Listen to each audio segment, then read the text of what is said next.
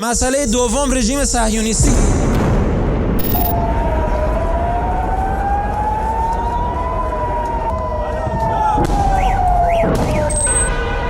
که مجهزترین ارتش دنیاست. یعنی هر سلاحی که شما میخواید توی ارتش‌های دنیا نگاه بکنید، اینا مدرن‌ترین، گرانترین و بروزترینش توی ارتش اسرائیل موجوده.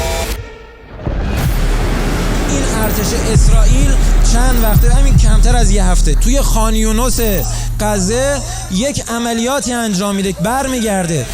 پاسخ مقاومت خیلی جالبه. 400 تا راکت شلیک میکنن به سمت نوارهای اشغالی. گنبد آهنینی که اینا همه پوزشو میدن، همه خرجشو میکنن، موشکای پاتریوتی که اینا همه خرج کردن براش، فقط تونست 100 تا از این راکت ها رو هدف قرار بده.